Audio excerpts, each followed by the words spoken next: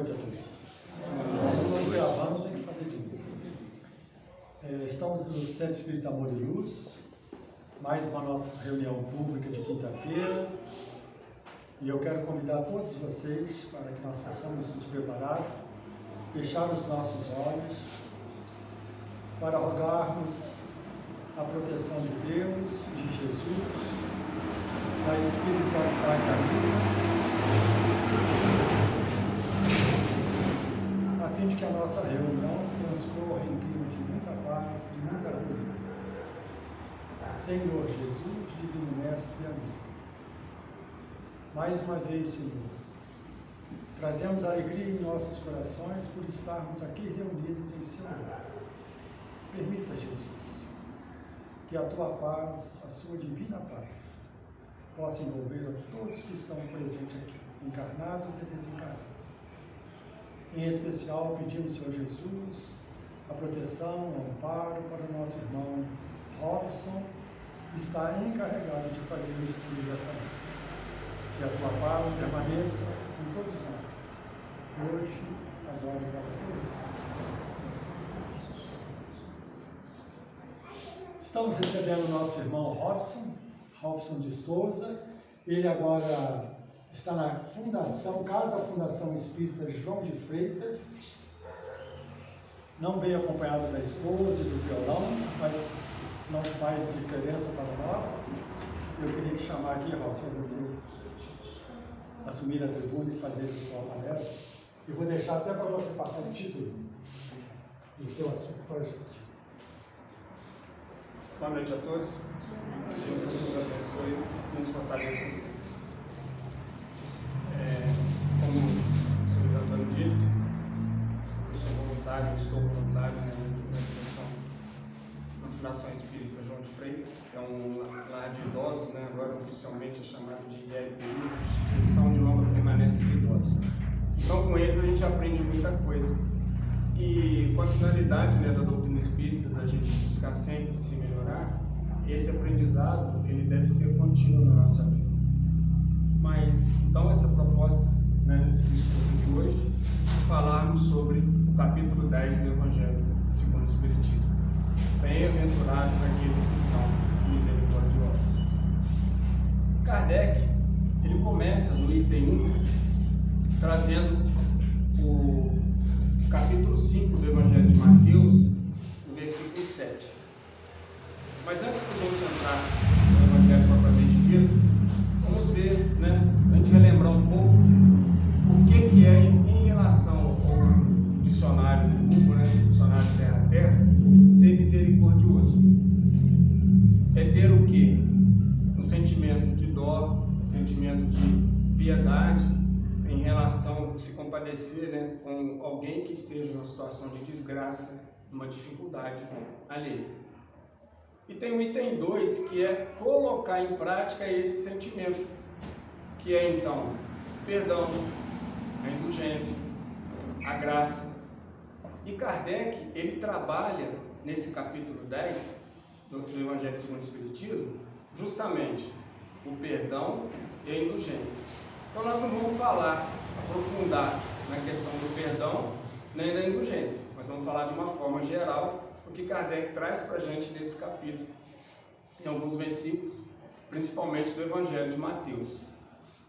Então, no capítulo 5, que é conhecido como o capítulo das bem-aventuranças, ou do Sermão da Montanha, ou Sermão do Monte, no Evangelho de Mateus, nesse versículo 7, tem essa afirmativa de Jesus em que o evangelista retrata muito bem. Bem-aventurados aqueles que são misericordiosos, porque eles próprios receberão a misericórdia. Há muito tempos atrás, eu imaginava muita coisa em relação aos ensinamentos de Jesus. Mas há cerca de 15 anos, ouvindo um expositor espírita experiente, ele trata do assunto de uma forma bastante peculiar. O que ele vem a dizer? Que a misericórdia nós recebemos em certo momento. Muitas pessoas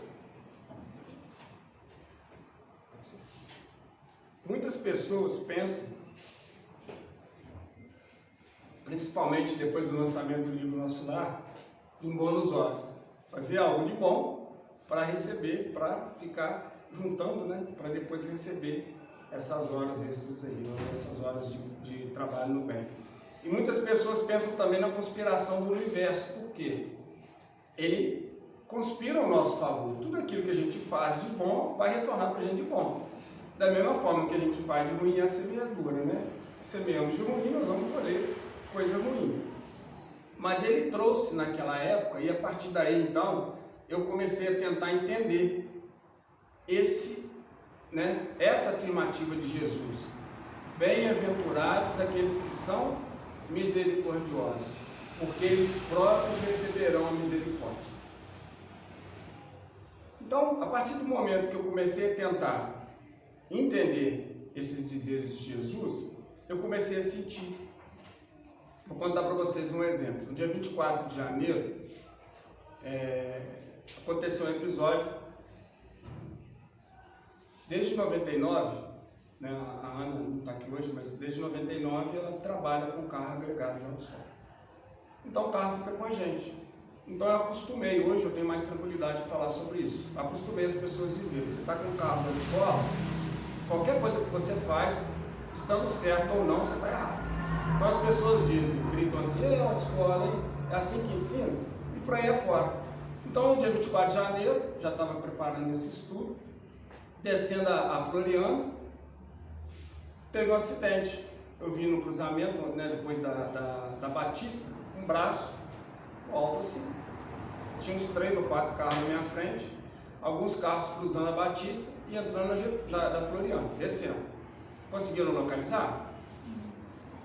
Então, ali você tem que prestar muita atenção, porque você não sabe se são 2 pistas, se é uma, o pessoal entra na frente e o pedestre tem sempre a razão. Tem que ter prioridade mesmo.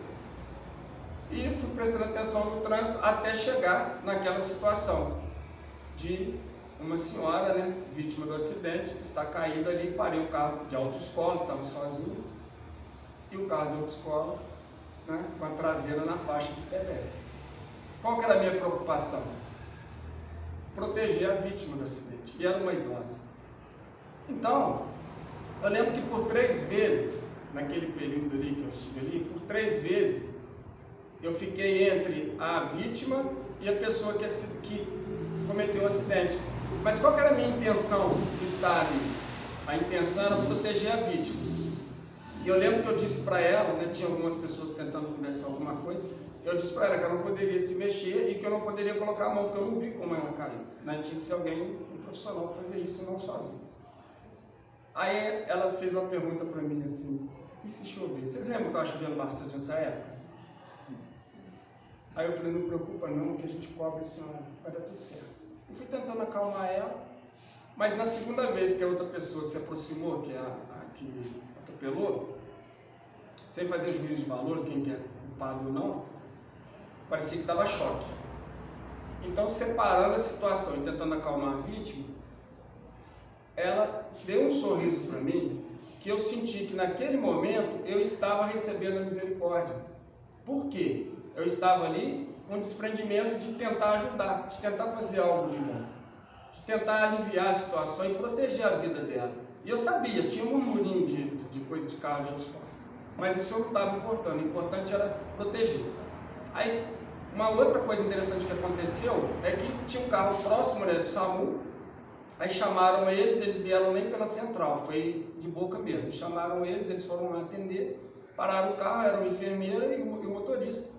E eles começaram a descer os equipamentos para atender. Aí chega um rapaz com um capacete tipo assim, peru da Sadia, muito estranho mesmo, uma botina, um bermudão.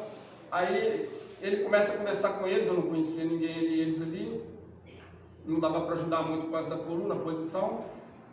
Aí ele perguntou, vocês querem ajuda aí? Aí a enfermeira falou assim, ó, doutor, toda ajuda é ótima. Então os 3 fizeram o trabalho de imobilizar a senhora, e ela estava bem machucada mesmo, inclusive essa região aqui, e ela estava deitada em cima. resolver. Colocaram no carro tudo direitinho, fiquei ali até resolver. Mas aí, enquanto estava resolvendo isso, mandei mensagem para a Ana. Falei, ó, mozinho, avisa o seu patrão. A situação que aconteceu foi essa aqui, ó. Que daqui a pouco ele vai ficar sabendo, de forma diferente do que aconteceu.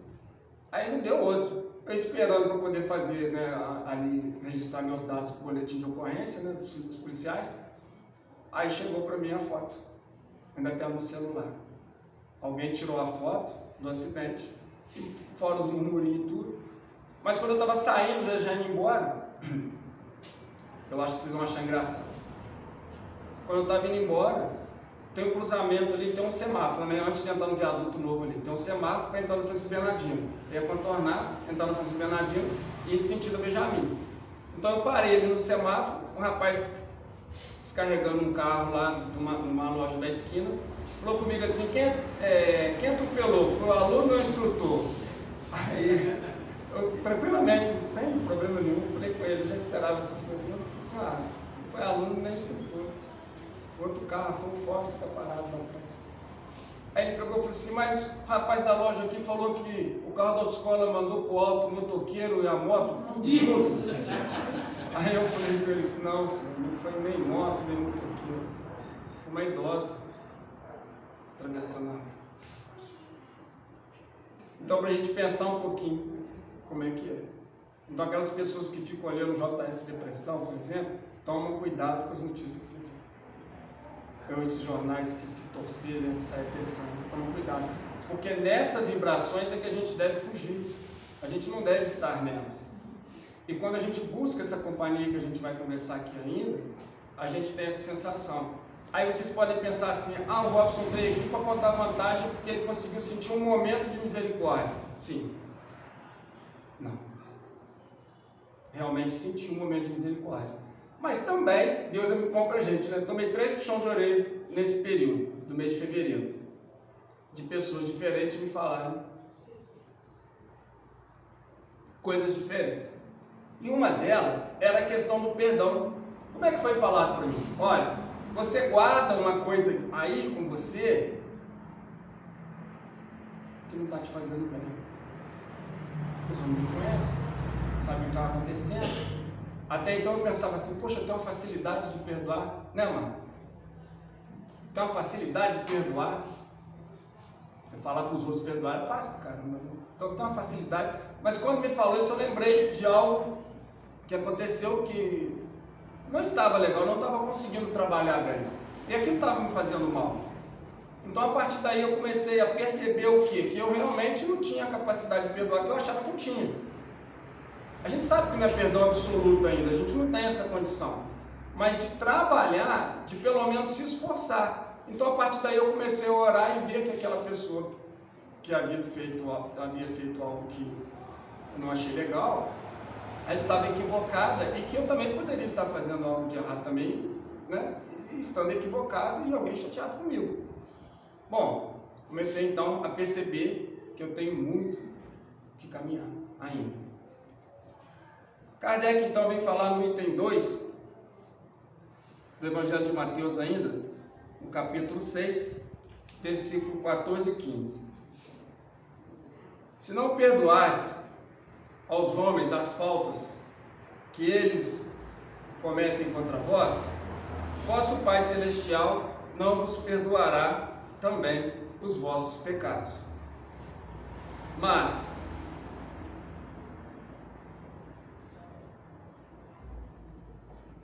se não perdoardes aos homens quando eles vos ofendem, vosso Pai também não vos perdoará os pecados. Desculpa, gente, ficou confuso. Se perdoardes aos homens as faltas que eles fazem contra vós, vosso Pai Celestial perdoará também os vossos pecados. Mas, se não perdoardes aos homens quando eles vos ofendem, vosso Pai Celestial também não vos perdoará os pecados. Então, nesse capítulo 6 do Evangelho de Mateus, versículo 14 e 15, Jesus está falando aqui que é uma condição de nós perdoarmos para que a gente seja perdoado. Se nós perdoarmos, seremos perdoados. Se nós não perdoarmos, não seremos perdoados. Então ele fala do Pai do céu perdoar. Hoje nós sabemos que Deus não se ofende. Então Deus não tem necessidade de perdoar. Mas a lei, né, é necessário que a gente se restabeleça com a lei. Mas antes de Jesus trazer essa condição para a gente, do perdão de Deus, ou do perdão da lei de Deus, não tinha como ele dizer na época, a lei não vai, né, a gente vai sair de consonância com a lei de Deus, vai se desestabilizar e vai sofrer, tendo que resgatar algo que a gente fez de errado, dando valor para aquilo que a gente não dava antes. A gente não entender nada. Já ficou meio difícil de entender, né? Então ele disse como? Olha, o Pai do céu. Por quê? A ideia que se tinha de um Deus vingativo, um Deus protecionista, parcial. Mas não, ele veio trazer o entendimento de um Deus realmente paterno, perfeito, não é? E misericordioso, principalmente.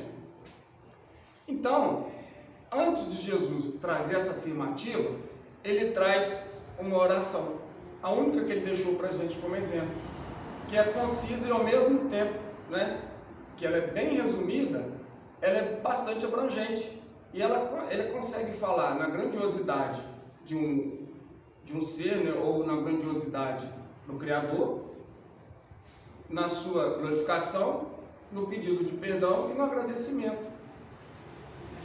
Então Jesus traz o Pai Nosso, depois que ele traz o Pai Nosso, ele traz essa afirmativa, que nós só seremos felizes ou seremos melhores que nós somos hoje se nós realmente trabalharmos no perdão.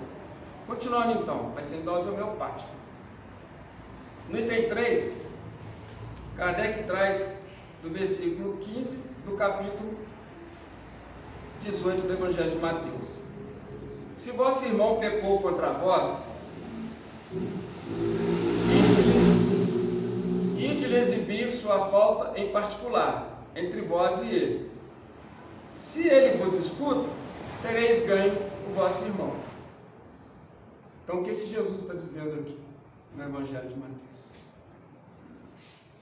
Se alguém fez algo contra mim, alguém fez algo que eu não gostei, que eu vá em particular conversar com ele, resolver a situação com ele em particular, sem deixar ele constrangido perto de outras pessoas, sem que outras pessoas saibam o que aconteceu, que eu vá conversar diretamente com aquele que eu senti que fez algo contra mim. Ele afirma aqui: se entendeis com vosso irmão, os terei ganho. Mas o que ele está dizendo? Como é terei ganho, meu irmão? Eu terei aumentado a minha família espiritual. Por quê? Se o indivíduo me vê de uma forma diferente do que ele via, se ele passa a me ver de uma forma diferente e melhor, eu vou ter conquistado o seu respeito. Não a sua admiração, não digo admiração, mas pelo menos o seu respeito. E aí ele vai começar a me ver de forma diferente que via antes. Então eu consigo ir aumentando a minha família espiritual. Assim eu terei ganho, meu irmão. Ali continua o evangelista. Eu vou pular dois pontos que ele fala ali, né? Qual que é o outro ponto que Jesus fala que é muito interessante para a gente trazer para aqui hoje? Se duas pessoas estiverem reunidas com um objetivo nobre, o Pai do Céu fará a sua parte daquele objetivo nobre ser alcançado. Então, se as pessoas estão voltadas a um objetivo nobre, o seu objetivo será alcançado. Deus fará a sua parte. Nós precisamos fazer a nossa. Então, não é só pedir, não é só orar a Deus para que as coisas aconteçam. É preciso que a gente entre em ação.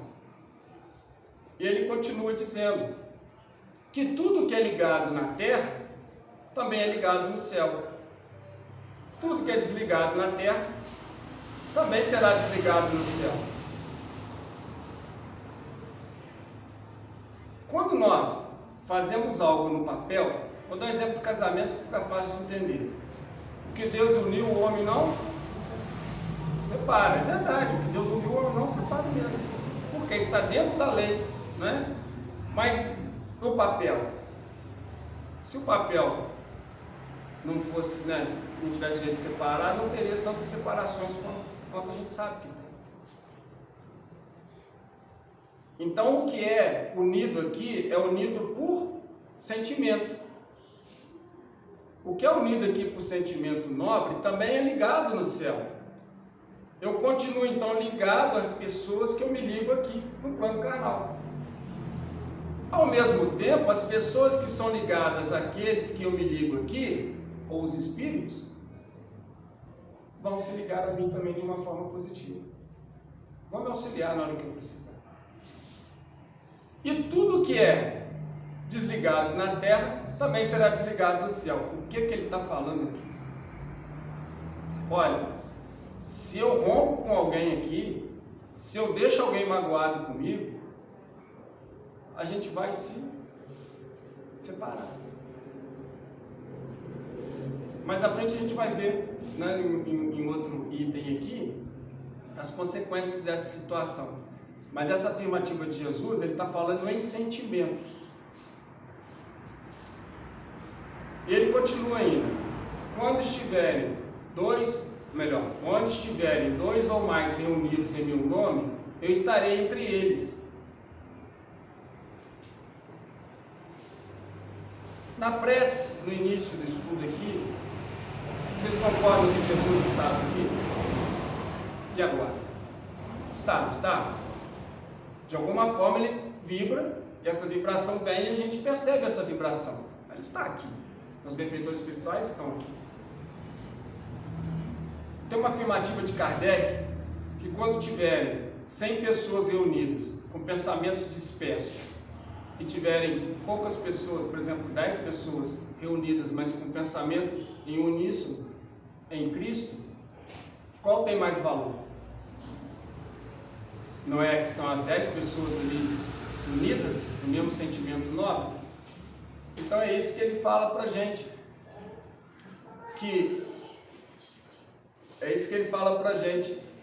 que se as pessoas estão reunidas ali em seu nome, ele estará ali de alguma forma, vibrando, né, em relação àquelas pessoas.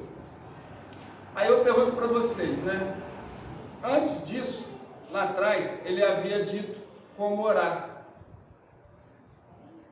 Quando tiverdes de orar, entrai para o vosso quarto e converse com o Pai do céu o que se passa em segredo com você, que Ele sabe o que passa em segredo,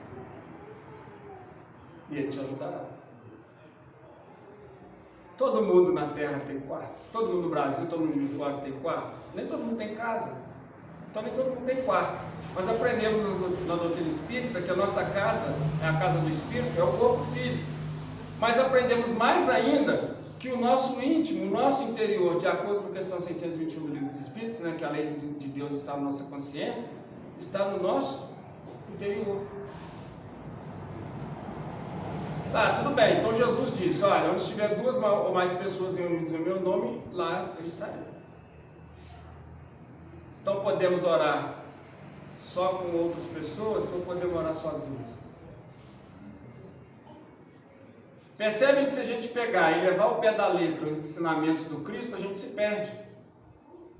Mas por que eu posso orar sozinho, entre aspas, que Jesus vai estar ali? Porque nós nunca estamos sozinhos. Se eu tiver com um pensamento ruim, negativo, pensamento de raiva, de rancor, de medo, desesperança, desânimo, quem vai estar comigo? Espíritos nessa condição. Nós nunca estamos sozinhos. Espírito nessa condição inferior. Como é que eu vou conseguir essa aproximação de Jesus, ou melhor dizendo, me aproximar das energias de Jesus? Eu tenho que estar em vibrações positivas, em vibrações boas. No orai e vigiai, ou no jejum, né? Não ficar falando mal dos outros, não ficar pensando mal das outras pessoas. Então eu, nessa situação, nessa condição, eu consigo então me elevar e ter comigo o meu protetor espiritual. Olha aqui, vou ter comigo quem? Os meus familiares espirituais que querem meu bem. Ao mesmo tempo que querem meu bem, querem também se melhorar. E a gente vai caminhando junto, vai trabalhando. Vai. A gente vai trabalhando as nossas dificuldades. E logo depois que Jesus faz essa afirmação, no versículo 21 e 22, Pedro faz a seguinte pergunta para Jesus: Senhor, até quantas vezes devo perdoar um irmão que tenha pecado contra mim? Será 7 vezes? A resposta nós sabemos então, né? Não lhe digo 7 vezes, mas 70 vezes 7. O que os benfeitores espirituais explicam para a gente aqui? Que é perdoar sempre. Cada ofensa. De cada pessoa. Ou da mesma pessoa. Ah, tudo bem. Ah, perdoar. Não. Cada um está num nível de ser, de sofrer para que eu tenha necessidade de perdoar, é necessário que eu me ofenda. Então cada um está num nível de ofensa tal, para tais situações. Então tem situações que eu não me ofendo, tem situações que eu ainda me ofendo. Aquilo que eu me ofendo me dá o quê? Ou me faz com que eu tenha necessidade de perdoar. Como nós ainda estamos caminhando, né, no planeta de provas e expiações, nós não somos anjinhos, a gente ainda se ofende. E temos ofensa seletiva. Essa ofensa seletiva é assim, olha, dependendo quem faz, eu não me ofendo ou me ofendo. Dependendo do que é feito, eu me ofendo ou não ofendo. Mais uma dica para a gente aqui. Aquilo que mais me ofende, é aquilo que mais me chama atenção, é aquilo que mais eu tenho que melhorar. Porque eu ainda não superei, por isso eu me ofendo. Por isso eu tenho a necessidade então de perdoar. Ah tá, eu não consigo perdoar porque eu não esqueço. Quem disse que tem que esquecer? Isso faz parte da nossa natureza, a lembrança. O problema é o que nós fazemos da lembrança. O que é que nós fazemos da lembrança? Como nós fazemos uso da lembrança daquela ofensa? Como eu sinto com aquela ofensa? É o que eu falei lá no início. Aquilo estava me remoendo. De uma forma assim bem clara, né? Remoendo o coração. Eu estava me sentindo mal quando eu lembrava. E falava, lembrava, falava. Mas o que acontece então? Para que a gente consiga exercer a misericórdia, é necessário que a gente tenha, ou consiga exercer, a brandura e a docilidade. Ah, nós não conseguimos exercer a brandura e a docilidade o tempo todo. Nós conseguimos dentro do centro? Conseguimos. Conseguimos em alguns lugares, tem lugar que não. Mas vai chegar um momento que nós vamos conseguir exercer a brandura e a docilidade 24 horas por dia, em qualquer lugar que a gente esteja. Por quê? Eu ainda não consigo, eu devo me exercer, me esforçar mais ainda para conseguir exercitar. Só consegue então sentir a misericórdia, ou nós só conseguimos sentir a misericórdia quando nós estamos no estado de docilidade, sem julgar o outro, né? Sem ter aquele processo de condenação em relação às outras pessoas. E há duas maneiras bem diferentes, né, de perdoar, que é aquela que o indivíduo deixa o outro numa condição humilhante. Ah, eu te perdoo porque eu sou bonzinho, eu te perdoo, mas... E aquela correta, né, que a gente sabe, que a gente está conversando aqui, é de eu tentar trabalhar, eu lembrei, peço a Deus que me ampare e que ampare aquele ao qual eu tenho dificuldade, que eu posso ter prejudicado ou que ele tenha me prejudicado. E a gente não sabe quem que deu o primeiro passo ali, ou acendeu a primeira faísca para aquele problema, para aquela situação. A gente não sabe se foi a gente. Por isso Jesus diz, olha, vai, converse com aquele que te ofendeu, em particular, para que a gente consiga acertar.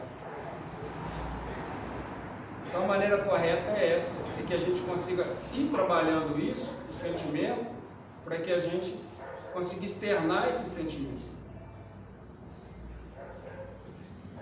O item 5 aqui, Jesus traz para a gente, né, do Evangelho.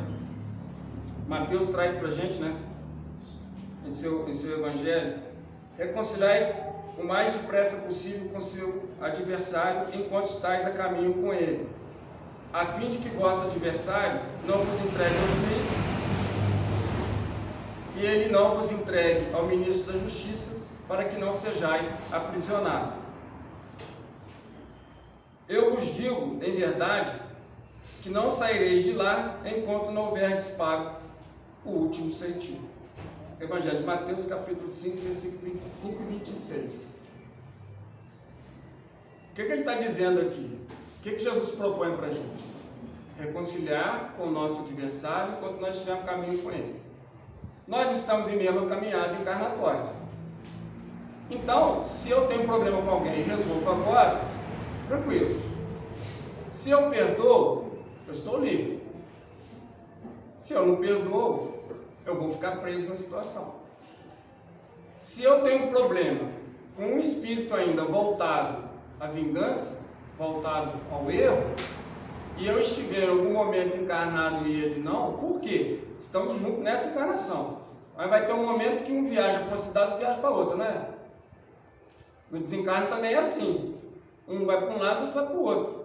E quando é que a gente vai se encontrar? A gente não sabe. Mas um dia a gente vai ter que se pacificar, porque nós fazemos parte da mesma família universal. Somos todos filhos de um único Pai. Então Jesus diz isso por quê? Os benfeitores espirituais vêm explicar. Porque se nós deixarmos de fazer essa reconciliação nessa encarnação, a gente não sabe quando a gente vai ter chance de novo. E uma outra situação. Imaginar o indivíduo voltado ao erro, ele aproveita aquele ainda que está tentando se melhorar e vai sofrer o processo obsessivo.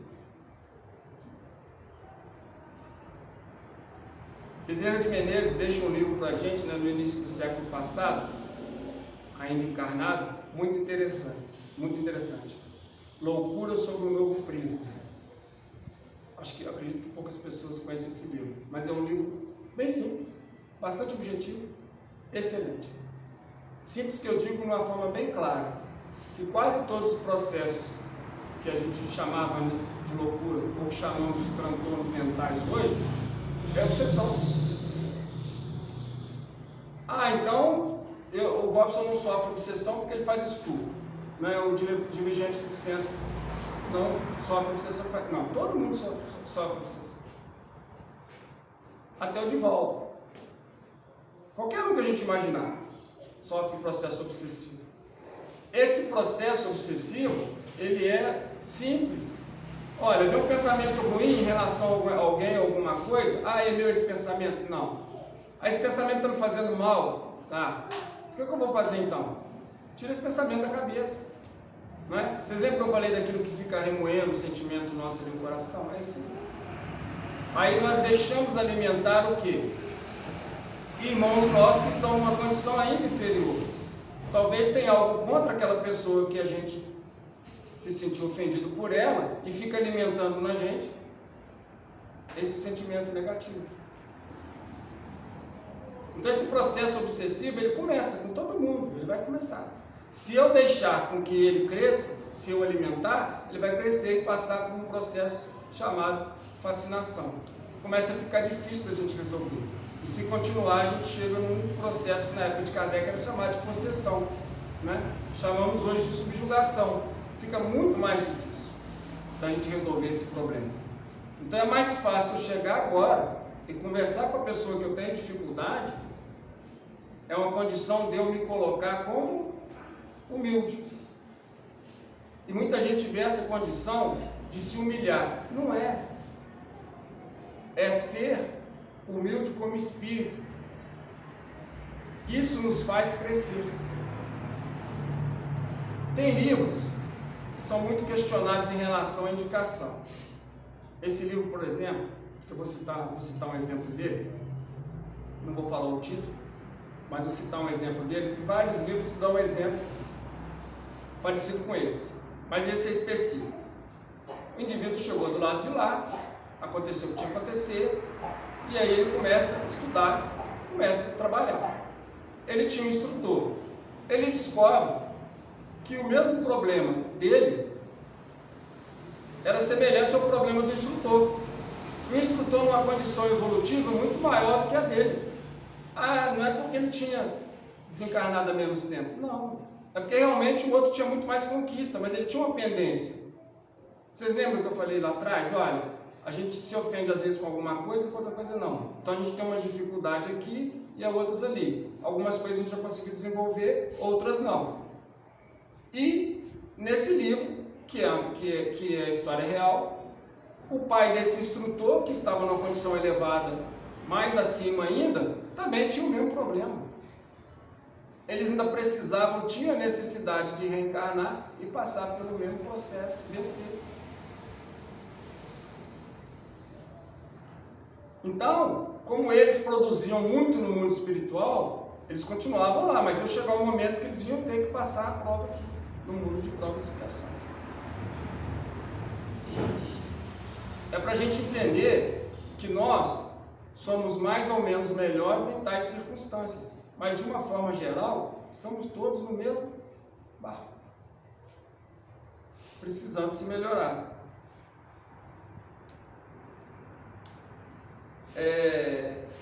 O Haroldo Dutra, ele traz para a gente também a tradução, né, do Novo Testamento. Ele traz dos 4 evangelistas.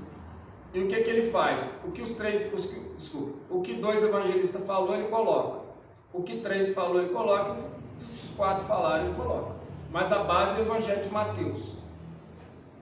Essa tradução do Seitil, né, por muito tempo, muita gente pensou, e eu também pensava, que fosse centavo.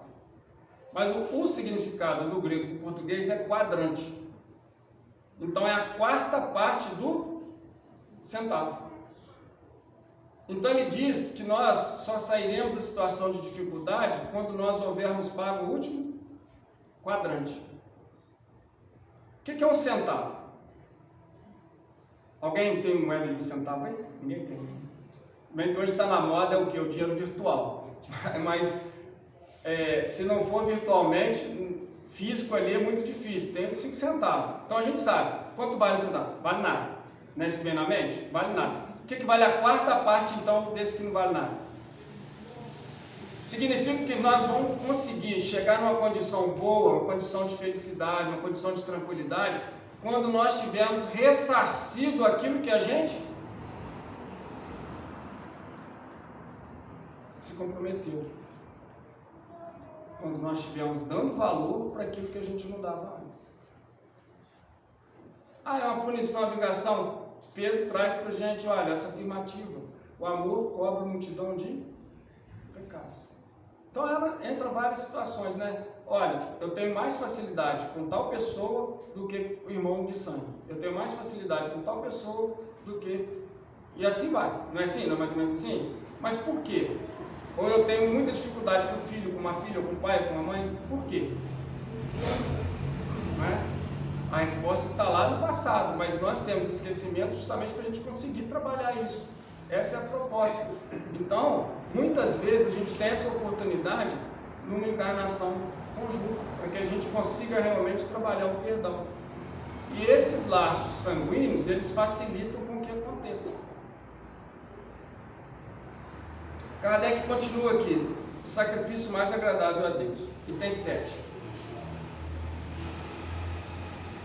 Se, pois, quando apresentardes vossa oferenda ao altar, vós vos lembrardes que vosso irmão tem alguma coisa contra vós, deixai a vossa dádiva aí ao pé do altar, e ide antes reconciliar-vos com o vosso irmão, e depois voltai para oferecer a vossa dádiva. Também Mateus capítulo 5, versículo 23 e 24. O que Jesus está dizendo aqui para a gente? Ele fala de uma forma, até o comentário do benfeitor espiritual é assim, Jesus fala de uma forma bem material, para que as pessoas entendessem na época. E a gente ainda tem dificuldade de entender ainda na forma material, mas nós precisamos entender na forma espiritual. Imagina naquela época, o indivíduo cometia um erro, né? Ele pagava com um sacrifício de um animal, um sacrifício dando dinheiro para o templo, né?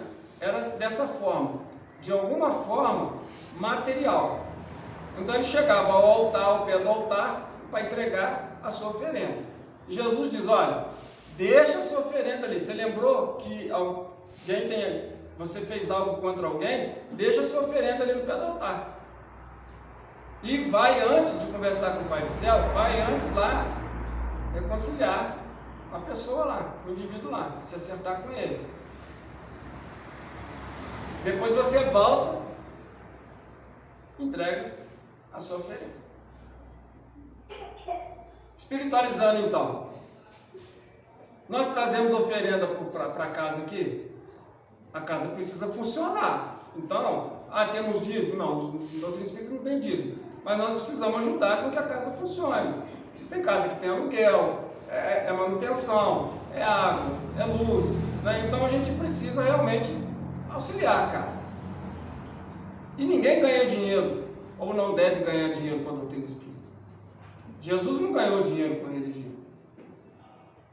O exemplo dele com Judas é bem tranquilo, que tudo que viesse daria para lhes prover.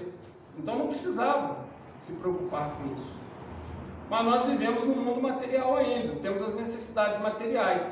Mas nossa oferenda não deve ser: eu vou dar R$100 todo mês, tudo direitinho, tá? E eu vou continuar fazendo as coisas erradas lá fora. Está errado. Olha, qual que é a oferenda que ele está falando a Deus aqui? Ele está falando de eu melhorar como espírito imortal.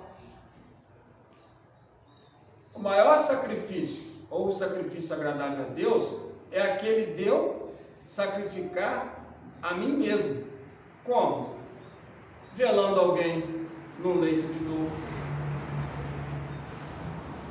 consolando alguém em relação a alguma situação, não alimentando o ódio, não alimentando o rancor de ninguém. Muito pelo contrário, eu tentar fazer aquilo que vai trazer um alívio em relação a alimento, material também. Mas o que Jesus está dizendo aqui? Quando eu for me apresentar para conversar com Deus, é preciso que eu tenha um coração limpo, purificado. Aí nós podemos levantar essa questão, né? Mas nós não temos um coração limpo, purificado o tempo todo, não. Mas nós, né, precisamos trabalhar para que a gente tenha o coração limpo e purificado. Então tem momentos que nós estamos com tranquilidade, com serenidade, e aí nós conseguimos exercer a misericórdia. Nesse momento nós recebemos a misericórdia divina, porque nós entramos em consonância com as leis de Deus. Esse é o sacrifício mais agradável a Deus. Esse que Ele espera da gente. A gente não precisa fazer milagres, né? O argueiro e a trave no olho. O item 9. Por que verdes um argueiro no olho do vosso irmão, vós que não verdes a trave do vosso olho? Ou como dizeis ao vosso irmão: deixai-me tirar o argueiro do vosso olho, vós que tendes uma trave no vosso? Hipócritas, tirai primeiro a trave do vosso olho, e então vereis como podereis auxiliar o vosso irmão a tirar o argueiro do olho. Mateus capítulo 7, versículo 3, 4 e 5. O que Jesus está dizendo aqui? Nós temos uma facilidade de ver o defeito nas outras pessoas, pequeno, e dificuldade de vermos defeito grande que nós temos ainda. Então o argueiro aqui seria um cisco, a gente vê o cisco no olho do outro e não vê uma trave, né? Uma coisa grande no nosso olho. Nós temos facilidade de ver o defeito dos outros por quê? Orgulho, vaidade. Se eu exaltar o defeito do outro, eu vou conseguir, né, de uma forma ou de outra, eclipsar as suas virtudes e eclipsar também os meus defeitos. Isso na minha cabeça, né? Na nossa cabeça no dia a dia.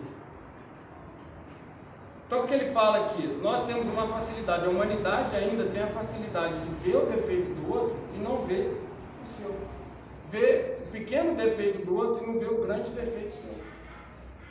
Por isso é necessário que a gente busque trabalhar a indulgência. Porque o que é indulgência? É não reparar o defeito alheio? Não, não é isso. Porque Jesus não falou para a gente, ou melhor dizendo, Jesus deixou exemplo para a gente de perceber o defeito dos outros, de perceber o defeito alheio.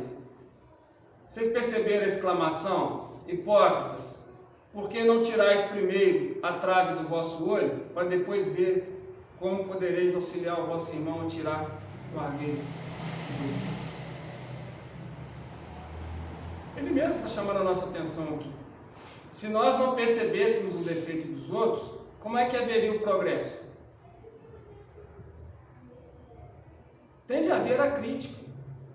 Mas vocês lembram como é que foi conversado aqui desde o início? A crítica deve ser feita de uma forma tranquila e serena. Sozinho, com aquele indivíduo que a gente tem a dificuldade. Então a indulgência fala o quê? O que Jesus está dizendo aqui? Se o defeito do indivíduo faz mal só para ele, por que eu vou divulgar? Agora, a partir do momento que faz mal para as outras pessoas e faz mal para a sociedade, que caia um, do que cair uma sociedade. Se nós tivermos muito rigor, o rigor faz o quê? Ele faz com que as pessoas se irritem, se afastem, e a gente perde esse contato de tentar estabilizar tanto o pensamento quanto o sentimento, o modo das pessoas verem as coisas ou agirem. Enquanto que, se nós tivermos, mais, ou melhor dizendo, menos rigor, nós vamos deixar com que o outro fique mais tranquilo, com que o outro se aproxime, com que ele sinta tranquilo, à vontade, para que a gente passe aquilo que deve ser passado. Mas antes de tudo é necessário que a gente se coloque à disposição também de receber as críticas, para que a gente consiga melhorar. Porque se eu não perceber o meu defeito, eu não vou melhorar. Tem uma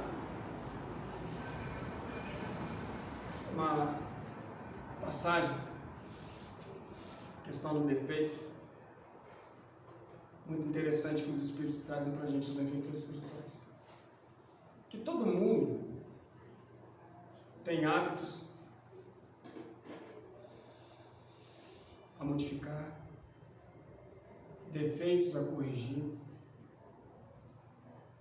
E todo mundo, sem exceção, nesse mundo de provas e expiações, tem um fardo mais ou menos pesado para poder alcançar o cume da montanha do progresso espiritual.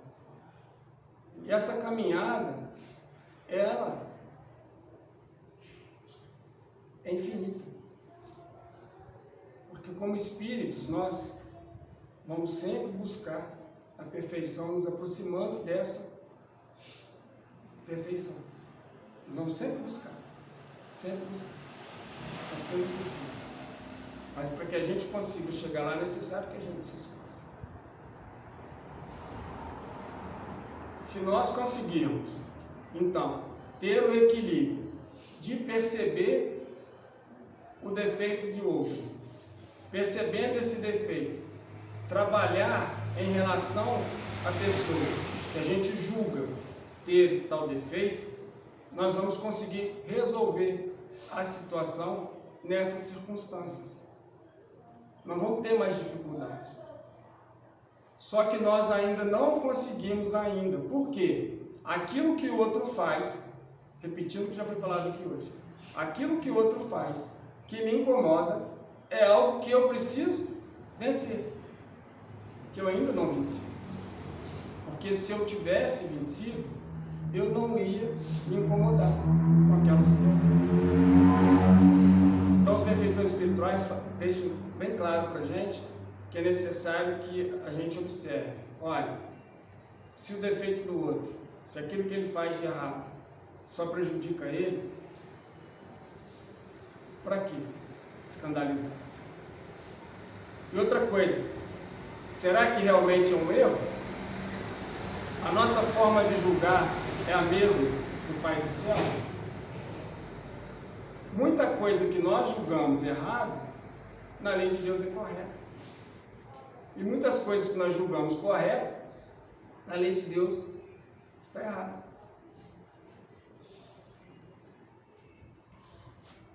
Continuando aqui, caminhando para encerrar, né?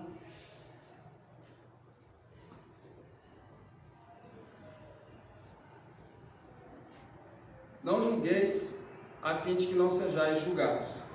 O título que Kardec coloca aqui. Aquele que estiver sem pecado, que atire a primeira pedra. Não julgueis, a fim de que não sejais julgados, porque vós sereis julgados, segundo houverdes julgado os outros. E se servirá para convosco da mesma medida da qual vos servistes com eles. Também Evangelho de Mateus, capítulo 7, versículo 1 e 2. Essa afirmativa de Jesus, se nós tivermos um peso muito grande em relação ao erro alheio, também se terá um peso muito grande em relação às nossas deficiências, às nossas dificuldades, aos nossos erros.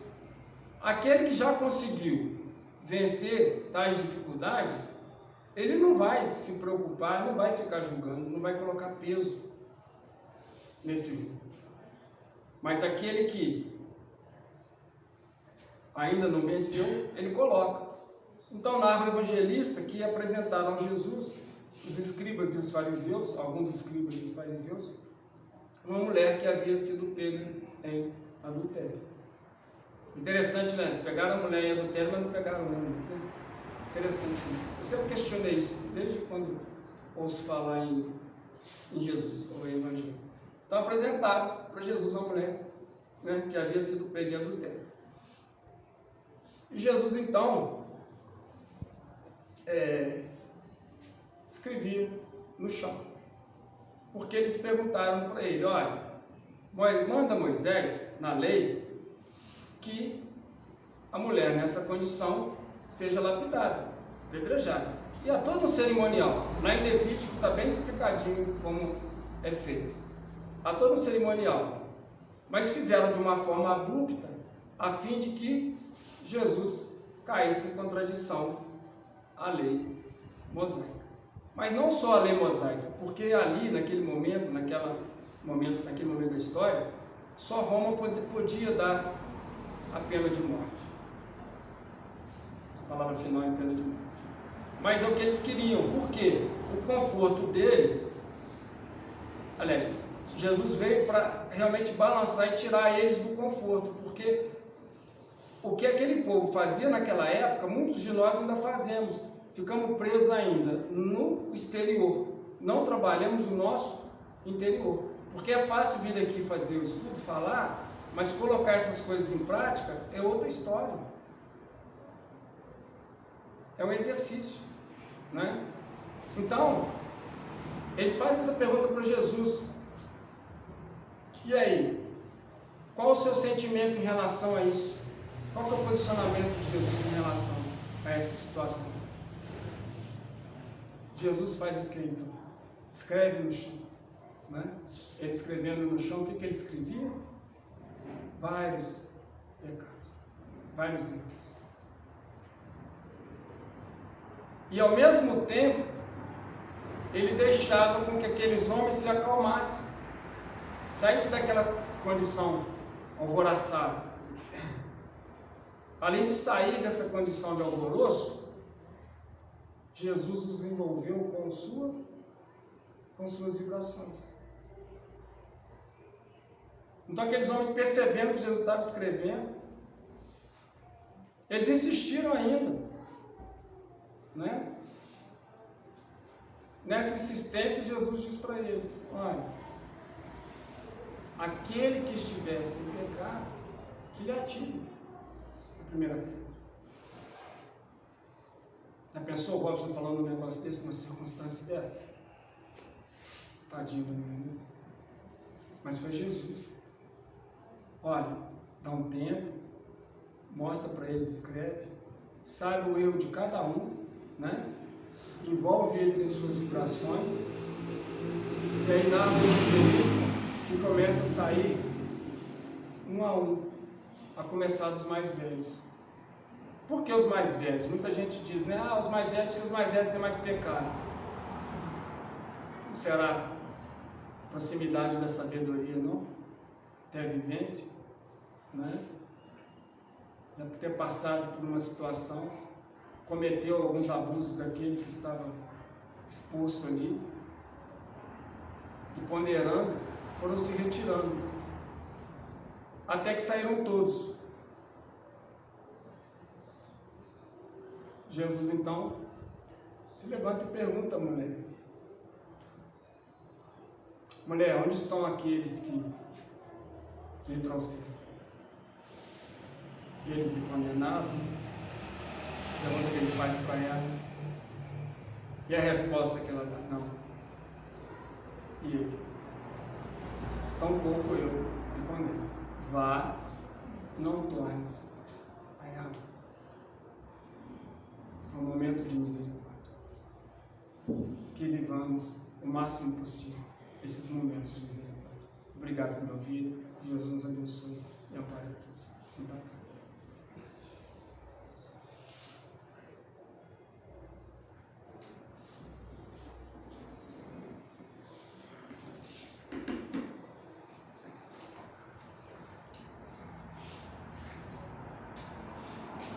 Queremos agradecer ao Robson pelo seu tempo, pelo seu carinho, por ter vindo estar conosco aqui, trazer as suas reflexões. Elaine? Não, vem fazer a festa, não.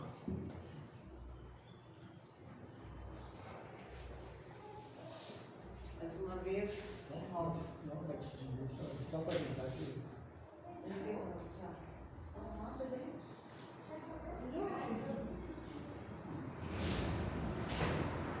Agradecer essa parceria, né? Porque para todos eu falo a nossa parceria, né? Esteve estamos afastados, mas agora retornando aí com alegria, né? Com a disposição aí para o trabalho. E agradecer a todos que estão aqui hoje, né? Especialmente São Salvador. Né? Seja bem-vindo, outras vezes aí as meninas possam trazê-lo. A Amável com o Marcos, a Alessandra, né? Que possam estar aí com a gente.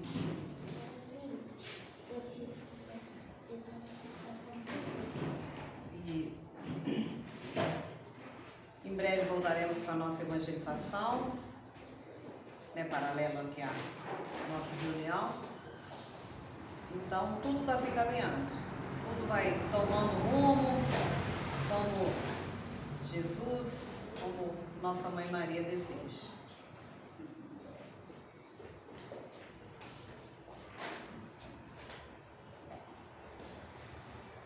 Vamos então, Cláudia, tá vendo? Claudinha? Olha, na próxima quinta, todos convidados para ir Para Napolito Vita.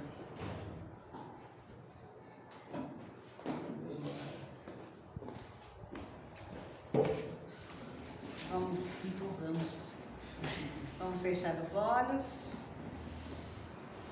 Agradecer a Deus, esses benfeitores, que nos ampara e protege, trazendo muita luz, muita paz aos nossos corações.